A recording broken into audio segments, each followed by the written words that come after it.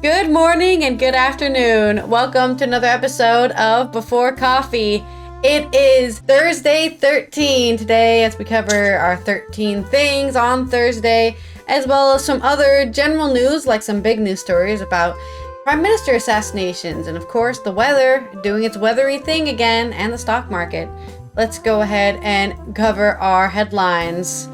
Today on Before Coffee, Meta's platform hit with 2 more DSA investigations. We have inflation news, stock market news, and the WNBA sets a ratings record. He is borrowing from Trump. The rise of Robert Fico, Slovakia's populist leader. And our Thursday 13 looks into song names that are just names. And in our culture news, at the start you get molested and by 45 you're too old to work.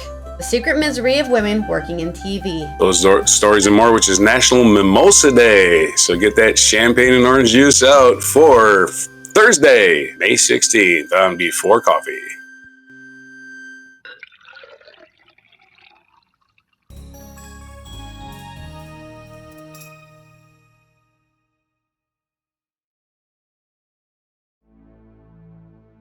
Alright, let's get this Thursday started. Only 2 more days until the weekend, and then we start all over again. In our first news story, quite a short one coming from the EU Commission, and it's about Meta, or the company that owns Facebook and Instagram, for anybody who doesn't know. This is on Euronews Next by, who wrote the article? Cynthia Croce. The EU Commission starts probing platforms' measures to protect minors. Meta's Facebook and Instagram are subject to 2 more investigations under the Digital Service Act, or DSA, to check whether their measures to protect minors online are compliant with platform rules, the European Commission said on May 6th. The investigation focused on the design of Facebook and Instagram's online interfaces, which could exploit the weaknesses and inexperience of minors and cause addictive behavior, the Commission said.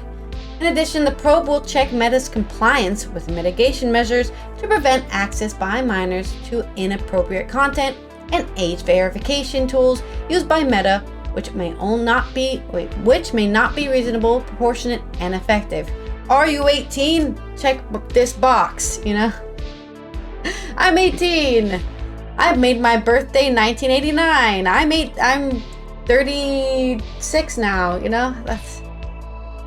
I think in Korea and China, everything you do online is actually tied to your ID. Whatever your ID is, your governmental ID. So that's a great Big brother. Big brother telling you what to do. Keeping track, keeping tabs on you. Also why they don't cheat a lot in those games, because if you cheat, you'll be banned from playing video games, for example. Because with all your freedom to win a video game. Yeah. On top of that, the Commission will check if the platforms took appropriate and proportionate measures to ensure a high level of privacy, safety, and security for minors overall. We have concerns that Facebook and Instagram may stimulate behavioral addiction and that the methods of age verification that Meta has put in place on their services is not adequate and will not carry on in-depth investigation. We want to protect young people's mental and physical health. Margrethe Vestager, the European Commission for the digital age, has said. Spokesperson for Meta told Euronews that protecting children online is an industry challenge. We want young people to be safe, age-appropriate experiences online, and have spent a decade developing more than 50 tools and policies designed to protect them. This is a challenge the whole industry is facing, and we look forward to sharing details of our work with the Commission, the spokesperson said.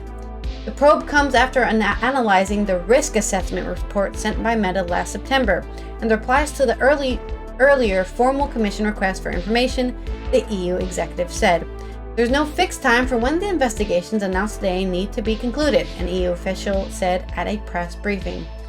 It depends on how cooperative the platform is. We have no reason to assume they have any reason to not be cooperative.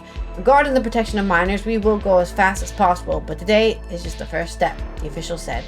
Facebook and Instagram were hit with a separate probe in their tools to combat disinformation, which we covered on 30th of April. So they have a disinformation problem, a minor problem, and probably so much other problem because social media has gone unregulated at least for the last 20 years, I want to say. As soon as social media started, people were just posting stuff.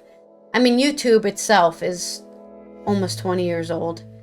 And there's definitely some, if you go down into the depths, you'll find some weird stuff going on that just aren't caught by any of the tools, algorithms, or other bots they're using to try to make everything safer. Not even just for kids, but for everybody, right? This information is just as dangerous as, child trafficking. Because, well, you can use both to hurt people. TikTok, on the other hand, has been having a similar probe as of April 22nd after social media platform launched its TikTok Lite app in France and Spain. The EU executive had quizzed the video sharing app about its potential impact on the mental health of users, in particular in relation to the potential simulation of addictive behavior. In response, the TikTok said it will voluntarily stop the rollout of Lite for the time being.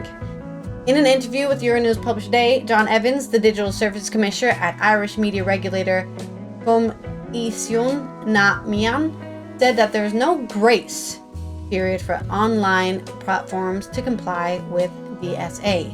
Yeah, we need more grace period. We need at least another 10 years before we decide to do something about this. Dublin is home to 13 of the 23 very large online platforms, or VLOPs, and search engines that are so far designated by the Commission under the DSA, including Google, TikTok, and Meta. If we detect a breach, we need to go after that immediately. That's the strategy, Evans says. So, that is the strategy. Let's see in these coming few months or days or years if there will be any improvements to the social media experience and avoiding that lovely addictive behavior from TikTok where you just keep scrolling and scrolling and scrolling until you get one of those TikToks that say, hey, go to bed. And then you're like, oh shit, they called me out. Okay, I'll go to sleep. I'll go to sleep now.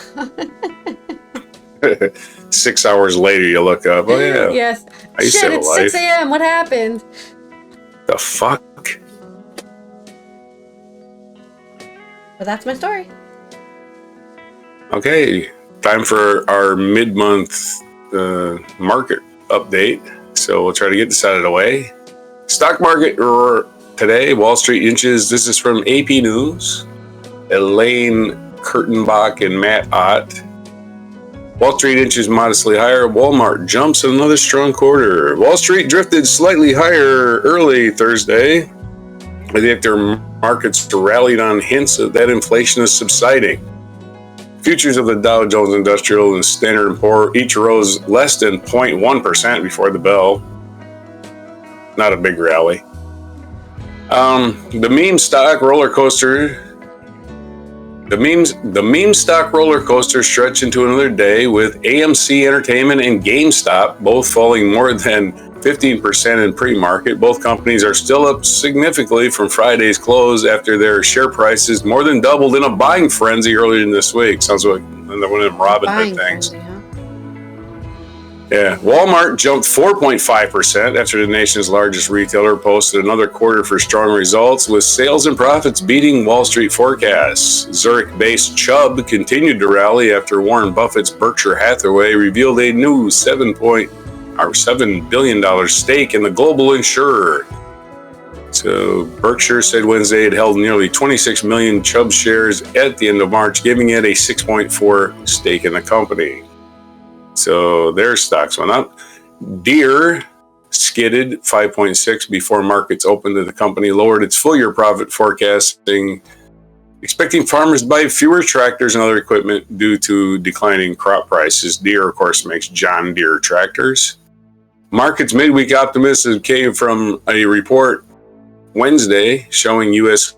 consumers had to pay prices for gasoline, car insurance, and everything else in April that were 3.4% higher overall than a year earlier, less than March's inflation rate of 3.5%. The slowdown was a relief after reports Consumer Price Index, or CPI, earlier this year had consistently come in worse than expected. The report built on expectation that the Federal Reserve might cut its main interest rates this year, the major preoccupation of most investors. Another report on Wednesday showed no growth in U.S. spending on retailers from April to March. Slowing retail sales could be seen as a positive for markets because it could reduce the upward pressure on inflation, but weaker U.S. consumer spending would erode one of the main pillars of keeping the economy out of recession. Well, here's a little clue for you. The people that think interest rates are controlling inflation are wrong. What they're doing is keeping interest rates high is slowing the economy down, and they're eventually going to put it in a recession they can't pull it out of, because eventually people are just there'll be something there'll be a catastrophic event and we can't pull ourselves out of it. And interest rates, I guess they'll have a mechanism to pull us out of it, because interest rates are 7% now. They were like 2% a few years ago. Traders are now forecasting on nearly 95% of probability that the Fed cuts its main interest rate at least once this year, according to data from the CME Group. That is up from just below 90% the day before. In Europe at midday, Germany's DAX fell 0.2%. The CAC 40 in Paris lost 0.4%. Britain's FTSE 100 was unchanged. In Asia trading, Tokyo's Nikkei 225 index gained 1.4%. And Japanese economy contracted at a 2% annual rate. So Hong Kong's Hang Seng Index, sorry about holding my nose. Hong Kong's Hang Seng Index rose 1.6%, and the Shanghai Composite edged 0.1 higher. In Australia, the S&P, we're giving all of these, advanced 1.7%. South Korea's Kospi climbed 0.8%. Taiwan's TAIEX was up 0.7%. And there's some stable economic news, nothing earth-shattering, but here's some good news. This is from AP News. This is about sports. This is our sports. We're going to hit some sports today, because we do everything here. This is also from AP News. Caitlin Clark's WNBA debut helps ESPN set viewership record for league game and network. ESPN broadcast of Connecticut Sun's game against Caitlin Clark and the Indiana Fever had the highest viewership for an NBA game on the network. The Suns 92-71. Well, Caitlin Clark isn't making them a good team, apparently, because they got blown out by 21 points. The Suns' 92-71 win over Fever on Clark's WNBA debut on the league's opening night on Tuesday drew an average of 2.1 million viewers on ESPN2, ESPN Plus, and Disney Plus, including a high of 2.3 million viewers between 7:45 and 7:59 p.m. That topped ESPN's previous mark of nearly 1.5 million viewers for a Phoenix Mercury Connecticut Sun game on May 22nd, 2004, 20 years ago, in Diana Taurasi's rookie season. The second game between Phoenix and two-time defending champion Las Vegas Aces averaged 464 viewers, with the two games averaging 1.28 million, a 192% increase over the league's average last year for broadcasts on ESPN.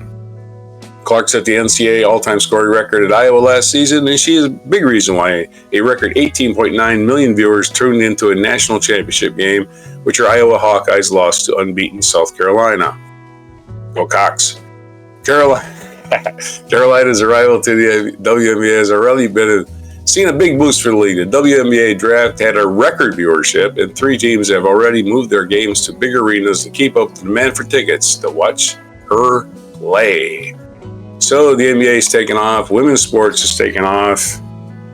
The stock market is stable. Inflation is stable. Shit is going down a little. And there's your news. And I guess we got assassination news next, huh? That's a lot of news. And actually, funnily enough, when I ran out, I had $10 in one of my online credit cards. I used like an online bank for like purchases that don't work with my current EU debit card. Yeah. And on there I had like $10. I was like, you know what? I'll just throw $5 on like Dogecoin, right? Like these funny these funny like meme, right, like the meme things, right? Dogecoin or whatever. Yeah. And then I checked it earlier, and that $10 had turned into $25. So Yeah, there's a little bit of a rise right now, at least in the Bitcoin kind of stuff. Time to sell. I did sell, actually. Oh, you did? Yeah, I got my $25, but I mean that's a double increase, which is pretty impressive because I think last year or the year before, all of these kind of cryptocurrencies collapsed, it exploded. Oh, they'll go. It ain't stable enough to bet on as a steady return. So you're going to get things like that. Oh, that $25 would be 35 cents tomorrow, maybe, if you wouldn't have sold it. Who knows? You got to get it when you get it because it's very volatile. It's volatile. High risk, high reward. That's true. I know somebody. I have a friend who bought his apartment during the big cryptocurrency boom during COVID. Right, he invested a lot of money into it, and he got so much return that he was able to buy an apartment with the money from just cryptocurrency. So yeah, there are definitely people who made a lot of money off of AMC, for example. That was the big meme. GameStop for everybody that makes money, there's a bunch of people that lose. Yep. And that's kind of the secret to being rich, is people doing that kind of stuff, investing. But it's the rich getting richer, so to say. So do we have an assassination update? Yep. We don't really have an I guess the assassination update would be that he's good and he's coming out of it. He should be going back to a stable condition. But instead, what we're actually going to do is look into a profile of who Robert Fico is and understanding, why he gets attacked, not only physically by assassinations, but also the media and other people as well.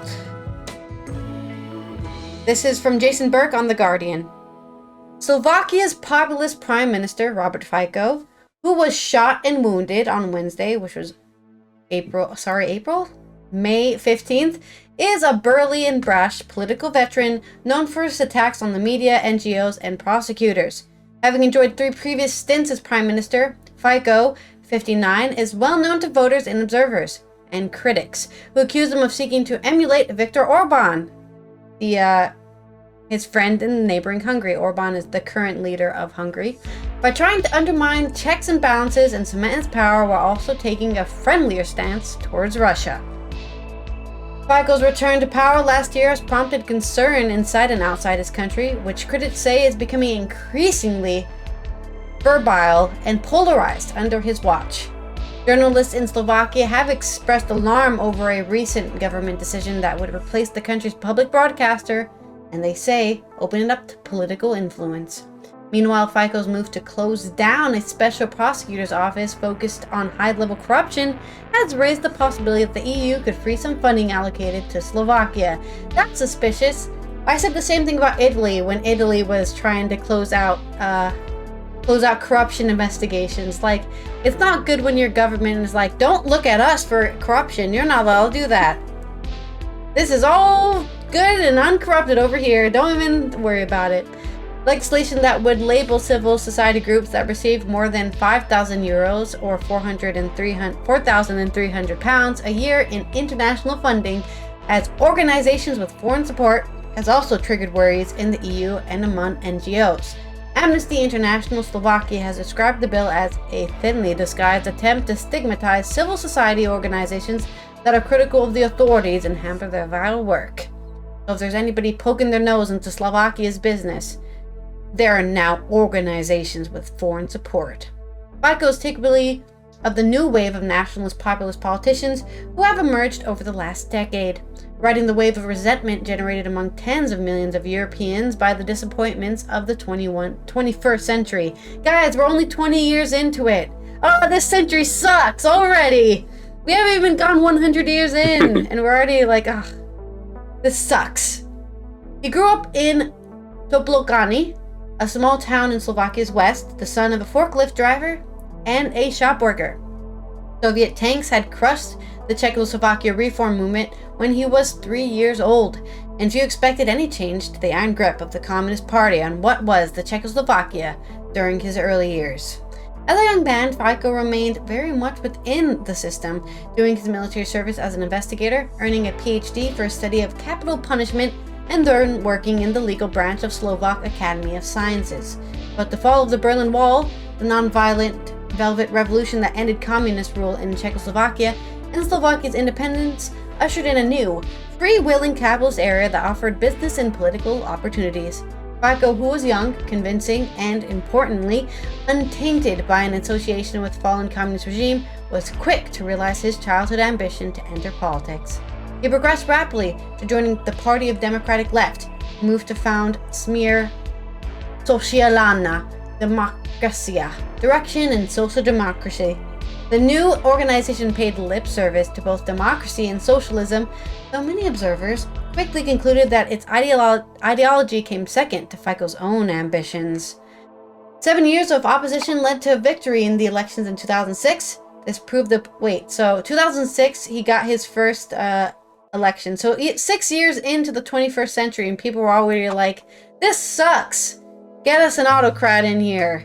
This proved the political potency of promising to protect those left behind in a country where living standards for many were only slowly catching up to Western Europe, and where in consequence many were nostalgic for the communist era past. Out of power in 2010, Fico's party won again 2 years later after another center-right coalition broke up. A tough stance against migrants brought re-election in 2016, but then when the journalist Jan Kuciak, who was investigating high-level corruption, and his fiancée Martina Kushnirova were murdered by a contract killer in 2018, confirmed contract killed, Fico ran into trouble again. Who the hell paid off somebody to kill these journalists? Huge protests forced him to resign. Smer lost power in 2020 election to parties pledging to weed out corruption, and his party split. Fico would not give up, however, preferring a brutal political battle to indulging his taste for bodybuilding and fast cars. When it arrived, the COVID pandemic offered Fico, then polling under 10%, a new opportunity. He became the most prominent political representative of a movement against face mask or vaccination. Grigorij Meznikov, a political analyst in Bratislava, said. The Smer leader had himself faced criminal charges, which he had always denied, over allegedly creating a criminal group and a misuse of power. Slovakia's prosecutor general threw out the indictment. This offered further motivation to win back power. He is borrowing from Donald Trump and will do anything to say what is needed, taking from right and left, said Milan Nik, a senior research fellow at German Council of Foreign Relations, shortly before last year's election. He is very skillful at positioning himself as anti-establishment. His main interest now is to dismantle the judicial effort. He is escaping by winning.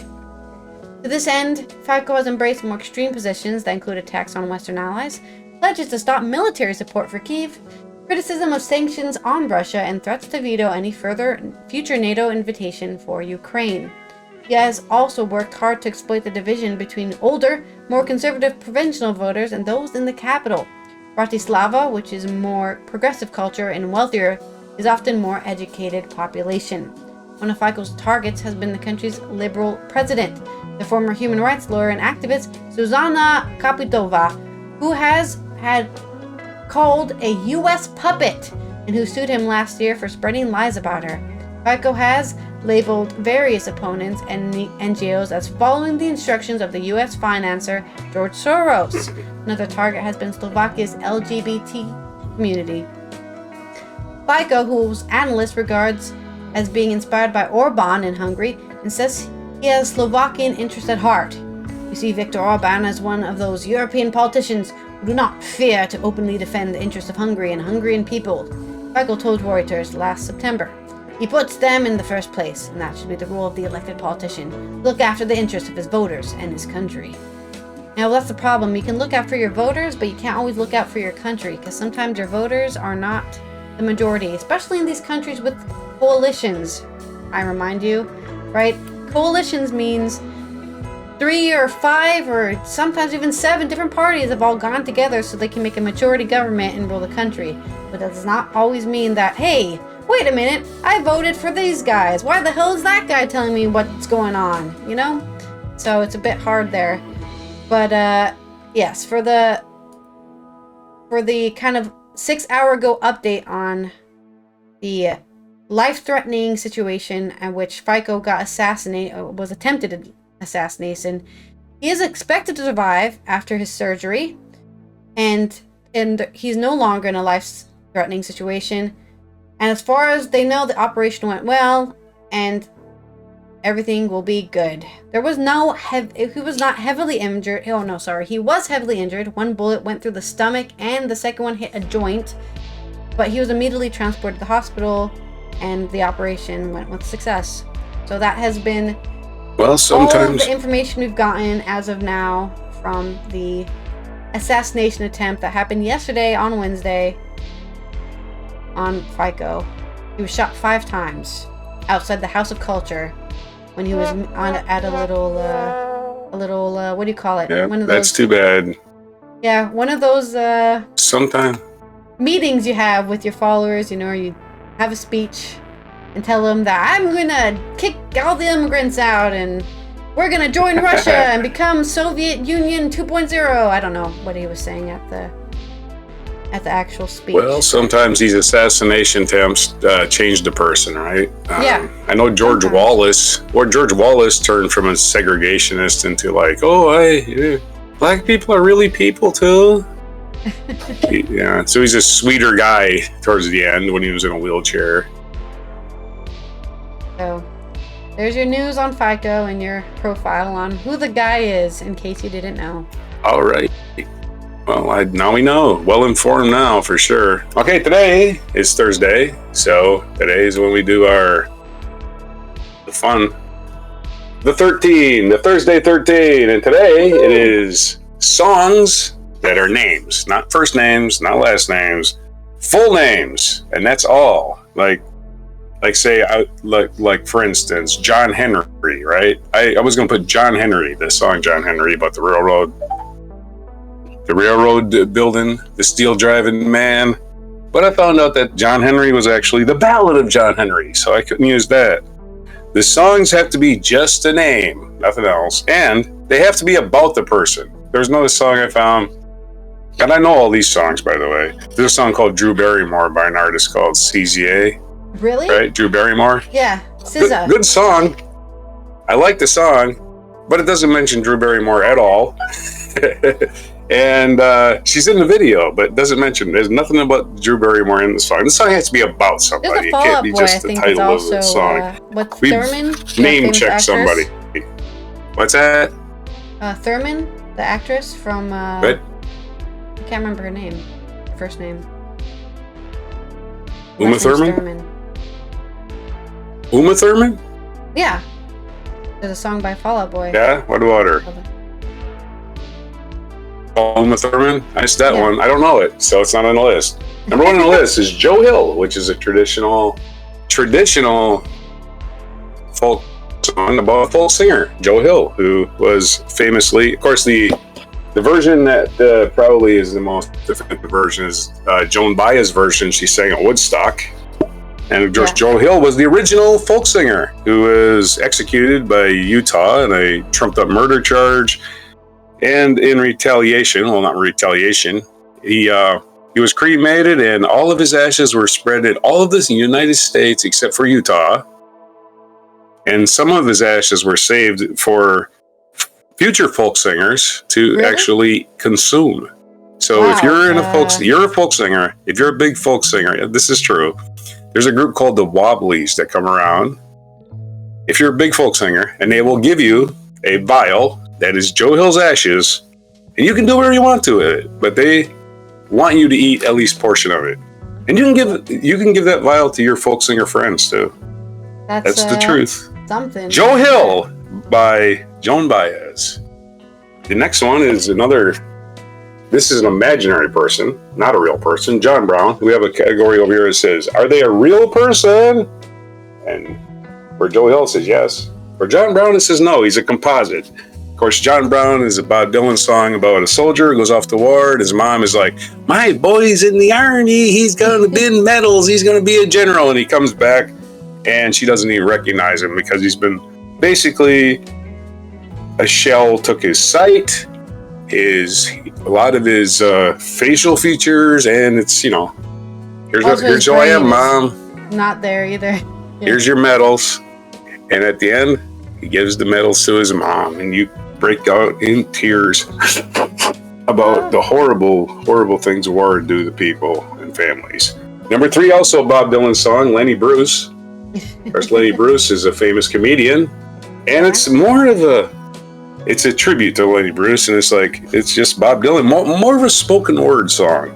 It's more of like, Lenny Bruce is dead, he said what he wanted to, and he had troubles, but he really told the truth, and the powers didn't like it, so they made Lenny Bruce pay. They banned him from TV, they banned him from nightclubs, he couldn't work. Lenny Bruce. Number 4. A hero to the people. This list isn't killing you yet. Sally Simpson. Now, if you don't know that song, Sally Simpson is from the Tommy album by The Who, and it's about a rock star fan. She's a character. She's a character, not a big character in the play Tommy. Sally Simpson, of course, is a rock star. She's in love with Tommy. She's one of these, you know, I'm sure you know the type. The fandom overtakes their life, right? She could be Tommy and ends up getting her face, you know, cut, and it's a great little song in the story. Number 5, Tom Dooley. Tom Dooley was a real person also. Hang down your head, Tom Dooley. And Tom Dooley was the first accused of a crime, and was Tom. And the trio had number 1 hit with this song. In fact, most of these songs were big hits. Now, Dooley's probably the first one that was a big hit, though, but a lot of them were. Number 6 is Buddy Holly. Of course, everybody knows Buddy Holly was a real person. That one for sure. And another thing you'll notice, another thing you notice about this list is all of these characters, almost all of them, either died tragically or had a lot of tragedy in their lives. So the real ones and the fake ones. There were a lot of people. Buddy Holly, of course, by Weezer. Died, right? Yeah. That song is not exactly about Buddy Holly. Just name checked in the chorus. But at least he's name checked in it, and it mentions him. Number 7, recent one, Alexander Hamilton by Lin-Manuel Miranda. And that is me not spelling his name right. Of course, Alexander Hamilton was a real person. And he was a real person, and he was name checked frequently in that song. And if you don't know Alexander Hamilton, you've been living under a rock. Alexander Hamilton. Ruby Tuesday. That's right. Alexander Hamilton. And Ruby Tuesday. Not a real person. Actually is a real person. Is a real person, not a real name. I thought it was a restaurant. Yeah. Ruby Tuesday was Keith Richards. Yeah. I'm sure the Rolling Stones get a kickback from that restaurant for sure. But Keith Richards' girlfriend broke up with him. I forget her name, Linda something or other. And he wrote a song about her. Or him and Mick wrote a song. So Ruby Tuesday, goodbye Ruby Tuesday. Who could hang a name on you? Great song. Number 1 hit, actually. So there you go. Pretty sure Alexander Hamilton was the number 1 hit. Pretty sure Buddy Holly was a top 10. I know Tom Dooley was number 1. And this one was not a hit, but it was a flip side of Yellow Submarine, and you know it. Eleanor Rigby. Eleanor Rigby, a real person. Eleanor Rigby. Which Paul McCartney, Eleanor Rigby by the Beatles. If you haven't heard of the Beatles, they were like these 4 kids from Liverpool that did something or other. Anyway, Paul McCartney got Eleanor Rigby's name off a tombstone at the local cemetery, and it became probably maybe the Beatles' best song, even though it wasn't a hit. It was a flip side of Yellow Submarine. And Eleanor Rigby, the lonely spinster, again ended tragically. Number 10, Johnny B. Goode. Johnny B. Goode is a real person. And that real person is the person who sang it, Chuck Berry. So it's basically an autobiography about himself and his piano player. It's kind of a composite. Like his piano player was the kid in the gunny sack on the railroad track, maybe. So Johnny B. Goode, a name, not a real person, not a real person's name, but a composite of Chuck Berry and his piano player. We covered this one a couple weeks ago. Casey Jones by the Grateful Dead, right? Yeah. Casey Jones. We established he was a real person and told his real story. He was probably not on cocaine, but it is possible. It is entirely possible. Poetic License. The train They did guy not who test for tried. cocaine. That was 100 and some years ago. Number 12, one you're familiar with, I'm sure. Tom Sawyer by Rush. Yes. Which, again, Probably the most famous launched Rush song. into... Maybe. Which launched Rush into the stratosphere and is still played to this day for drummers who want to learn how to play drums. And go, I can't play that. And number 13 and last, this one, Richard Cory. Richard Cory by Paul Simon, Simon and Garfunkel, remade by Wings and Denny Lane, who we played a couple weeks. Or Richard Cory was not a real person. Oh. He was a fictional character in a poem by Edward Arlington Robinson. Edward Arlington Robinson wrote a poem back in like 100 years ago. Paul Simon read the poem and readapted it for a song, Richard Cory. Of course, Richard Cory was the rich guy who everybody thought was, oh, he's so rich, he's so popular, everybody loves him, and then one day he shoots himself. And there's your list. That's it is a a very common comprehensive, story, sadly, all-inclusive list of every song that features just a name, first and last name. Not a first name. I don't want to hear Jessica. I don't want to hear first names only. Not in the list. They don't belong in the list. Okay. I think I can think of two myself. There's an M83 song. Let me pull up my music because I'll only be able to find it if I actually look it up. But there's an M83. M83 is a French. I don't know. You know Daft Punk? They're like Daft Punk. Yeah. I don't know. I'm not really good with music genres. There's an M83 song called. Let me see it. I know it's here. Steve McQueen. Steve McQueen. What's it called? Claudia Lewis. Oh yeah, Steve McQueen. So they have two songs on the same album that Gorillaz are have a song. Sorry? Gorillaz have a song called Clint Eastwood. Oh, Gorillaz, they have a song called Clint Eastwood. Yeah, you know that. Yeah. You're I know. Gorillaz. Yeah, I totally know one. Dun, dun, Yeah, you totally. dun, I've already looked at it dun. just now. That's how that but sounds. it's I'm too late. Happy. It's I'm too late. feeling glad. I got sunshine. I love that song. Okay. But I know all these songs. I know these songs. Like I know them. There's Like, a a lot lot of of them are on my songs with playlist for Brad's names. sake. Yeah. Like almost all of them are, right? Like full names, a full just. I was being John sarcastic Smith. when I said it was all inclusive. Let me find. I want to find Obviously, this. there's more than 13. I also want to find this song from Fall Out Boy because I remember Uma Thurman. Yeah, they have Uma Thurman. Fall Out Boy has that song. It's just called Uma Thurman, which she's a real person. And I think there's somebody also who has. Well, maybe I'll just. What's maybe her name? The woman. Maybe you can play that for the mic drop. The woman from the what? Uma Thurman. No, the one by The one by Fall. I don't know any of them. Clint Eastwood. What's the actress maybe in Clint Stranger Eastwood. Things? The actress. I've heard that one. I've heard of Clint I Eastwood. think she was also in Beetlejuice. What's her name? Can't think of her name right now. Uma Thurman. No, not Uma Thurman. The person Winona in Stranger Ryder? Things and Beetlejuice and she also in Casper's. Winona Ryder, as Winona I said. Ryder. Oh no, I don't think there's a song about Winona Ryder, but I don't think it's. She's My Winona is the name. Another Fall Out Boy song, but that doesn't count because it's not called Winona Ryder. But those are all the songs I can think of at the moment. Okay. Does it actually mention her name or talk about her? Other than that, I mean. I don't know. I think it was more like it was written by the guitarist Pete Wentz, and he had a huge crush on her when he was little. So I think it is about her.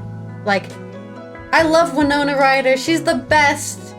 So I think it is about her. Like, actually about how he had a crush on her when he was younger. So I think a lot of kids did. All right. Anyways. I don't think Clint Eastwood mentions Clint Eastwood either. It just plays that music from... No, I don't think so either. It's music from Good, Bad, and the Ugly. Yeah. Yeah, so it's not even... It doesn't belong on the list. Just like I couldn't put Drew Barrymore on the list. Doesn't mention her. But just some words that none of them include anything about Drew Barrymore, and they think that she has low self-esteem, which is kind of insulting. Anyway, there's your list. Thursday 13. Now it's Thursday 46. I know Uma Thurman specifically does mention Uma Thurman because the line is, "I want to dance like Uma Thurman." Like, that's literally what they say. So that's technically a valid. Really? Yeah. Okay. And it also samples a song. Dun dun dun dun dun dun dun. I don't know what song it is, but it samples a song. Anyways. Okay. Enough about songs that have names. Let's go to our culture segment here, coming off of The Guardian. This is from Rachel Healy, and it's about the secret misery of women working in TV. If you've never talked to a woman before, here's your PSA. Women have it rough, especially in the industry that is TV and film. When is a good time to be a woman in TV? Asks Michelle Reynolds, a former TV producer and director. From the start, you get molested and infantilized, and in the middle, you have babies. They won't let you work flexibly, and then when you get 45, you're too bloody old. I hate getting infantilized. It's the worst. It doesn't help that I'm small as well. I'm just a small girl. Now is not the best time for women in TV. Has it ever been the best time? When has it been the best time? According to recent research by the Creative Diversity Network, whose Diamond Report collects data from the UK's biggest broadcasters, the gender gap is widening. The number of women in senior roles fell 5% between 2019 and 2022. 1 in 3 directors are women, yet they get only a quarter of director credits. Contributions from female writers fell from 43% to 32% between 2016 and 2022. Behind these figures, women are less likely to be employed on peak time shows, which are generally more prestigious and have larger audiences than men. It is, to say many women I have spoken to, Rachel Healy has spoken to, a reflection of TV's failure to address the issues that have plagued the industry for years. Sexist ideas about which jobs suit women, production manager but not director, makeup but not lighting, which is so funny because I'm an assistant director and I'm a gaffer, so fuck gender norms. Short-term contracts where career progression relies on who you know, a culture that demands long hours, people working in TV work 2 days more a week on average than the general population, plus sexual harassment and bullying. And let's be fair, I'm sure men are also getting sexually harassed and bullied, but it is more oftenly women who it happens to. Reynolds, because they're trying to push you out. Get out of here, get out of here. Maybe if we bully and harass her, she'll leave. Reynolds began as a runner, an entry-level job acting as a general assistant to the production staff in 2001. She shifted focus to improving conditions for working in TV. In 2015, she set up Share My Telejob, an organization to help improve job sharing and other forms of flexible working in the industry. Now, she runs Real-Time Media, training managers and advisors, freelancers, in an effort to make workplace culture fairer. Her co-director there is Rowan Aust, a fellow TV escaper who worked as a production manager and researcher on shows including Newsnight Review and currently studies the industry at the University of Huddersfield. Aust's work includes a study of gratitude, how the constant refrain that TV workers are lucky to be there entrenches bad conditions. Boy, I'm lucky they picked me. I guess I'll just take the harassment and bullying, or they might pick someone else next time. That pressure to count your blessing is stronger than ever. The UK's TV industry is in a crisis. Research by the Broadcasting Union, BECDU, and Sky News this year revealed 68% of respondents were out of work. It's bad for everyone, says Reynolds, but if you have any underlying inequalities, they're going to be amplified by difficult working conditions. A post-COVID boom gave many the chance to secure the senior roles they'd long been qualified for. Now, as work becomes scarcer, those same women are forced to accept more junior contracts for which they're overqualified. Directors with years of experience describe being passed over, while comedy shows include Noelle Fielding's latest vehicle feature a single female writer in a team of 6. With the lack of funding, there's a risk-averse attitude, says Emma Butt, who has worked in sound for more than a decade. They only want to give work at what they deem as safe pair of hands. If you look at the industry 10 to 15 years ago, it's predominantly white men in senior roles. Now they're looking back to those people. Women are again being overlooked. Industry gatekeepers are still reluctant to hire women, according to Doris Eickhoff, a professor at the University of Glasgow, who has extensively studied diversity and inclusion in the screen industries. Women directors, for instance, are still perceived as a risky choice, although the data shows they are not commercially or artistically more risky than men directors, she says. Yeah, there's plenty of men directors out there who are like, what is this guy doing? I hope this pans out. I guess he's the director, I guess. Charlie Dinkin is a TV comedy writer and co-runs the production company Daddy's Super Yacht. Over the past years, almost exclusively, if I'm hired by women. It's got to be a bias that people are playing out. Those who, with hiring power, used to claim they couldn't find women with the right skills. In 2019, Victoria Emilis set up Primetime, a talent database for women and non-binary people working in the behind-the-camera roles. By doing this, she hoped that the excuse would no longer be valid.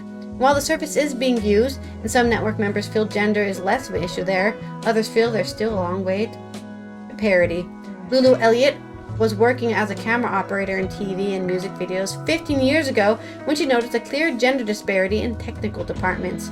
Even now, lighting is 90% male, sound 87%, and camera 84%. Okay, I don't understand this. I think the reason why lighting might be super male oriented is because lights can be heavy, they can be hot, and you can, get injured doing it. And in a case in a lot of things in society, getting injured is just something men volunteer for, I guess, or are seen as more likely to happen. Like, oh, that guy got smashed by a light. Oh, well. But if a woman gets smashed by a light, oh, the travesty, I guess. I don't know. But that's my idea. Sound, I think women and men have the same ears, so I'm not exactly sure why that has any sort of 87% disparity there. For camera, I don't know. I don't really like camera operating. I'll be the first to admit that. Photography, camera operating, not my passion. I do like doing it.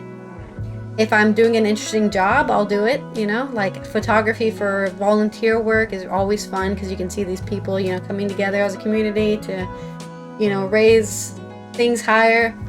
But, I don't enjoy photography or camera operating myself. But that's just me, and I'm a woman. Doesn't mean anything. In 2009, Lulu Elliott set up RA Agency to represent women in these roles. Things have improved, but progression is too slow and one woman at a time, she says. It feels like producers are reluctant to take any risk. Why women are risky, I don't know. But new post-production roles were dominated by white men. I'm usually the only woman on a sound team. I'm mixed race and was usually the only person from a diverse background, but I was constantly told, we don't have a diversity and inclusion issue. Yeah, it's not an issue if you don't think about it. In 2020, she conducted research with Sir Lenny Henry Centre for Media Diversity. Looking at the top-rated UK-made TV shows, she found that of 55 sound professionals, 48 were white men. These aren't issues of ambition or interest, she says. When she gives talks to students at schools and universities, she sees women are all represented. However, in post-production, there's an increasing lack of entry-level roles, such as assistants and runners. Then, there's little support to help people to progress. Nepotism is rife. You're talking to the choir here. A lot of trying to get a job in this industry is done in the pub. The right credits are vital, says Boot, but rely on someone giving you a chance. It's a mid and senior level where we're losing people, Dinkin says. For writing, at least, entry level is well served by schemes such as Women in Film and TV Screenwriters Labs, BBC Comedy Collective, and Channel 4 New Writers Schemes. I joke that women always have to win a competition for those jobs. ICOF's research suggests relying on schemes can disadvantage women for this reason. The onus is still so much on the people who are underrepresented to fix it themselves, he says, rather than on those with the power to fix things structurally. We should instead be asking decision makers, why does their decision making disadvantage certain people? Once you're in the industry, the gender pay gap, according to 2021 data from the Time Project run by Share My Telejob team and analyzed by researchers at the University of York, is 17.6% of a gap on day rates. Women aged 20 to 29 face a gulf of 39%. Yeah, I mean, 20 to 29, you're basically a child. Oh, look at this cute little girl who wants to work in the behind the scenes. Go be an actress. And get out of here. No, this is a boys' club. This is wider than the national average, 14.3% for all employees, falling to 7.7% for full-time employees and only 4.8% for those aged 22 and 29. So, wow, that's more than double, more than triple of a gulf when it compared to the national average. Women are also still more likely to be primary carers and find TV unwilling to accommodate this. Yeah, that's a societal problem. Oh, you want a job? Well, if you want to have children, good luck. You give an awfully lot of loyalty to TV, work really hard, miss holidays and friends and weddings, says Reynolds, who was made redundant from one job while on maternity leave. The loyalty has never been repaid. They value availability over experience. They'd rather have someone less experienced who will be able to work 24 hours a day. This has forced many to leave. There aren't many senior women in TV who have children. Those that do tend to have full-time nannies, says Reynolds. Flexible working is becoming more common. The job sharing can keep parents in the industry, but it's not always welcome. Leaving work on time to pick up kids, skipping drinks, was frequently looked down upon, says Ost. I got ground down by it. When Ost raised the possibility of flexible working with one director, she thought I was joking. Reynolds tried part-time work, but really I work for free on a Friday with a child screaming around my ankle, she says. The tremendous cultural impetus, Ost says. Get women to behave like men and not present any kind of disruption. Don't have a baby, don't have IVF, don't go through menopause, don't have periods. Reynolds knows an experienced documentary maker who hides the existence of her son for fearing of losing work.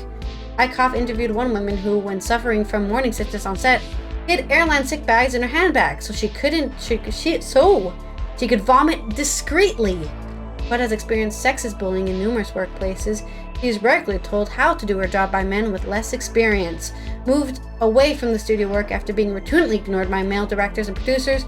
In one recording session, she tried to rectify technical errors made by a male engineer. She shouted at her in front of colleagues. No one in the studio defended her. There are only so many times you can come home from work in tears, she said. That sounds extreme, but it can break you down. It's like, you're the fucking idiot. I'm just trying to repair your mistake, dumbass. During her research, she also discovered women being sexualized by hiring managers, being told they wouldn't be hired in case they got into a relationship with men on the team.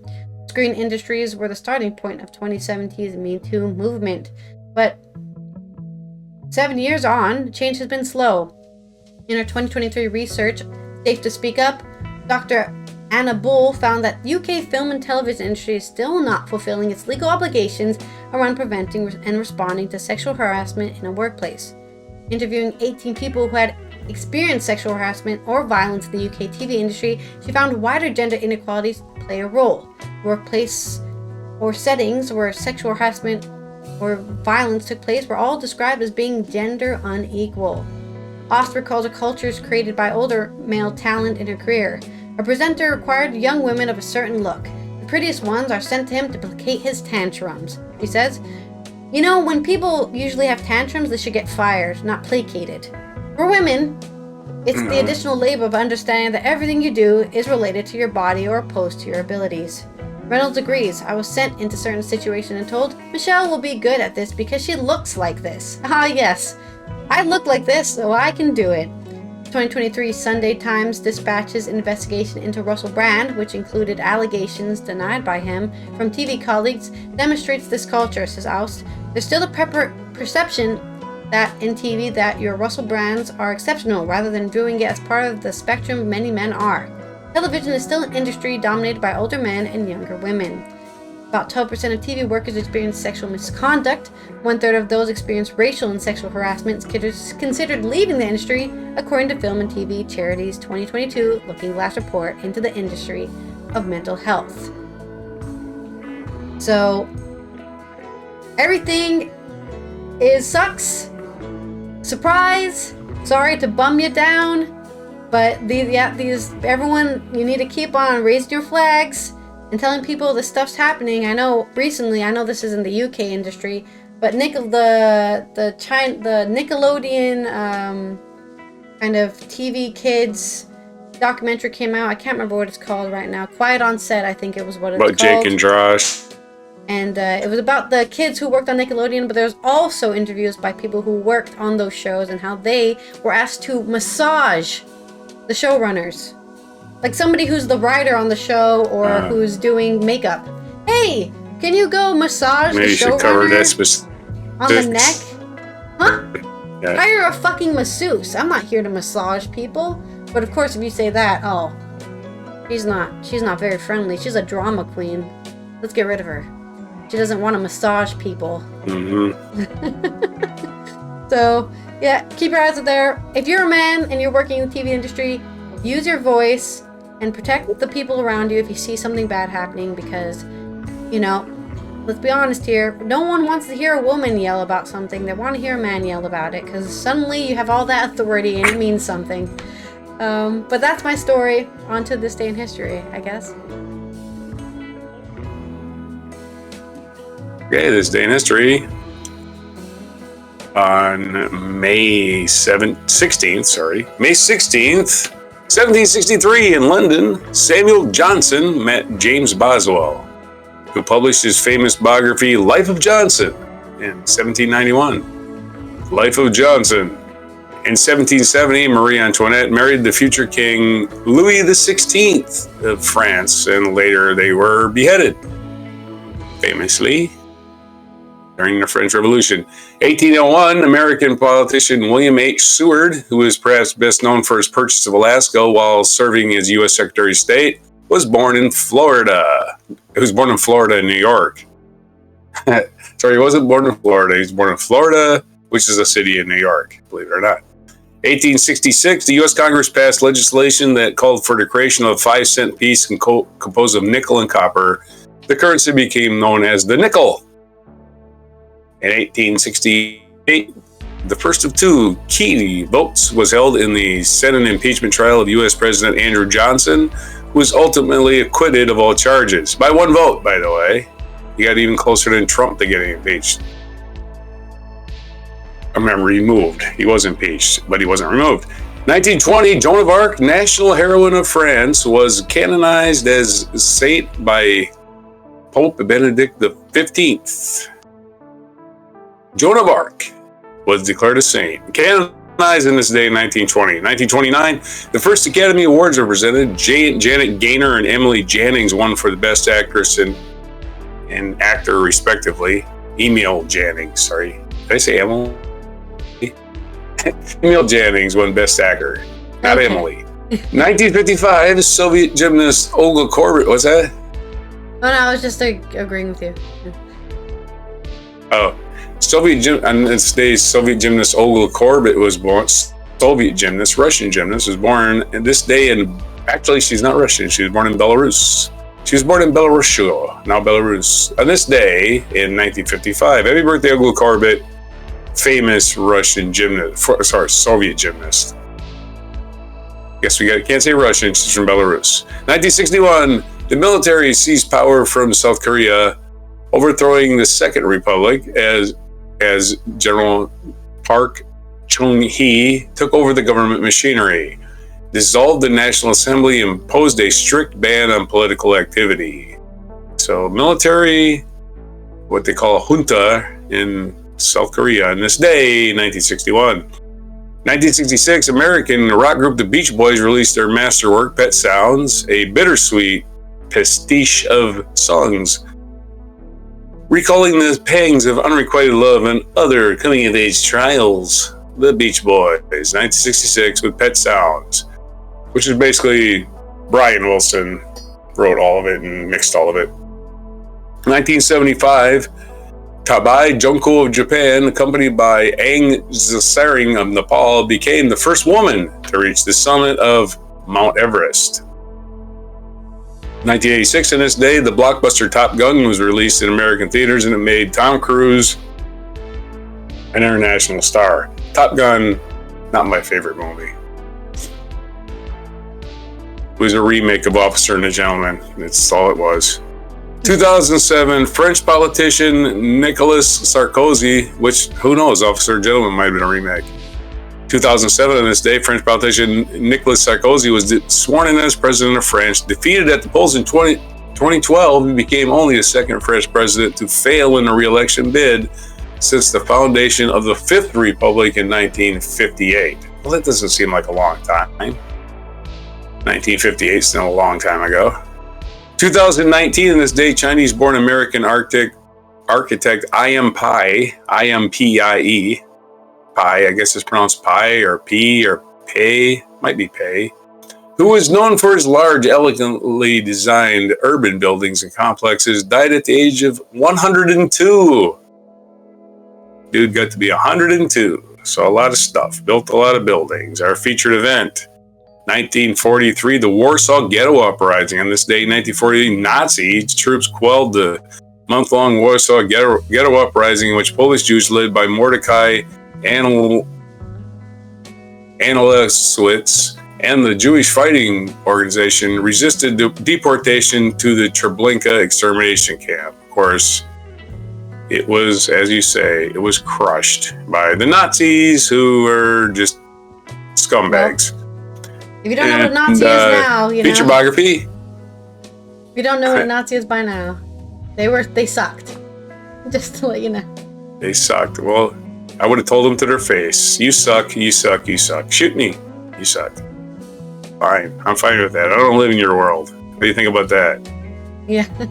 Senator Fonda's birthday, he was born May 16th, 1905 in Grand Island, Nebraska, which is not an island, by the way. It's just a town. Not sure why it's called Grand Island. It's right there. It's right out there in Interstate 80. August 12th, he died in 1982 at the age of 77 in Los Angeles. Other birthdays, H.H. Holmes. Oh, okay, we're remembering a serial killer. No, we're not. Liberace's birthday, American pianist, born in 1919. Pierce Brosnan, Irish-American actor, born in 1953. And Janet Jackson's birthday. She was born in 1966, so she's turning, 58 today. Happy 58th birthday to Janet Jackson. Happy birthday. Nasty boy. Now, what other day is it besides Nasty Boy, Janet Jackson birthday? It is. Well, she has a song called Nasty Boys. I'm sorry. It's Honor Our LGBT Elders Day. They left out the Q. I don't know if it was founded in 2015 before the Q existed on that very poorly thought out acronym. I'm sorry. It's a terrible acronym. It should be rethought. Find some different letters. Plus, you know? Just find something to believe. Yeah. I'm all the other ones. It ain't my job to come up. It's not my job to come up with acronyms because that thing's up to six letters now. And they're going to probably add a hyphen and some other shit to it. And pretty soon you're just going to be saying, you might as well just be reading a lunch menu. Acronyms must be easy and concise, not long and obstructive. That's my little speech on that. I do this once a week, by the way. I won't give that speech again. But it's that day. Honor your LGBT, whatever thing they added to the end of it. Elders today. Or just stop at T. Don't even go to Q. Forget Q, right? I don't know. Anyway, maybe change the name of your holiday or whatever it is. The National Recognition Day. Anyway, National Do Something Good for Your Neighbor Day. There you go. Do something good for your neighbor. Cut your grass. That would be the simplest thing in the world. Keep the flies and ticks down. National Barbecue Day. Barbecue. National Mimosa Day we covered. Of course, the mimosa is drank for breakfast for some reason. Champagne and orange juice. Not for me. Not for me. Sorry. Hard pass. I've never tried it myself. National Classic Movie. Bloody awful. Just my opinion. National Classic Movie. By the way, why get drunk the first thing you wake up in the morning? It's like going back to sleep. What is that? Oh, my brain's working. Let me shut it down. Whatever. National Classic Movie Day today and National something I can't pronounce. Coquille Saint-Jacques Day. You know what that is? I have no idea. So let's see. Coquille Saint Jacques Day, or is it Saint Jacques? I gotta run this to the Google Translator. Saint Jacques. Coquille. You don't do a double L. It's like Spanish. You don't do double L's. Cookie. Okay. Cookies. It's a scallop dish with creamy wine sauce. Mmm, that looks good on a bed of rice. Hell yeah. I love scallops. Scallops are delicious. This guy over here. Coquilles Saint-Jacques. Yeah, Saint-Jacques. Saint-Jacques. Coquilles Saint-Jacques Day. Okay, there you go. That's what it is today. And Allison just described them to you. They're delicious. Okay, you can eat them. There's something you eat. As long as you don't have a shellfish allergy. Because if you have a shellfish allergy, you will die. Right. Oh, you're right. There you go. Yeah, I definitely can't eat them. Well, I can eat scallops. I eat about 4, and that's my limit. After that, I pass out and die. Yeah. So I like scallops. I just can't eat them. So there's your stories and information for today, which is May 16th, 2024 on Before Mimosa. Start drinking now. It's day drinking time. This has been Allison from the Netherlands, where it has not been sunny, but it might be later. It looks like the weather has cleared up. It's been raining all since yesterday, which we needed because it was really dry. So celebrating the water. We'll see you tomorrow for the Friday news dump, where we're going to cover more stories on Friday. We don't have any special game show. Maybe we should come up with a Friday game show. If there are any stories out there that we have not covered and you want us to talk about, we will cover on Friday. So leave a comment. Don't forget to subscribe to the YouTube channel and turn those notifications on so you get notified whenever we go live. So you can talk to us while we do this show as well. We're all here for a nice chat. Yeah. Get angry and start arguing about the news stories. And here is... Oh yeah, and definitely use us to start your day of water cooler conversation at work, you know? Exactly. Did you hear what these idiots said? Or did you know about the abuse of the UK TV industry? I don't know. Anyways, hope you have a good one. Yes. And we'll see you tomorrow. Here's your mic drop moment. Throughout history, there have been many songs written about the eternal triangle. This next one tells the true story of a Mr. Grayson, a beautiful woman, and a condemned man named Tom Dooley. When the sun rises tomorrow, Tom Dooley must hang.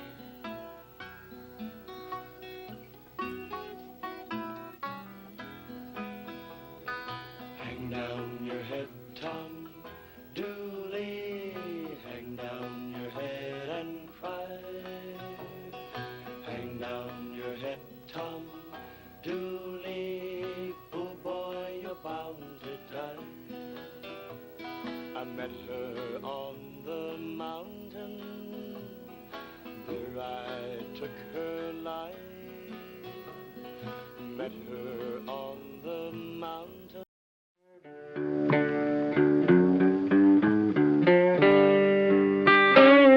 Be sure to hit the like, subscribe, and notify buttons, and follow our other channels, Toxic Alley, History of Gravy, and Scratchy Old Records.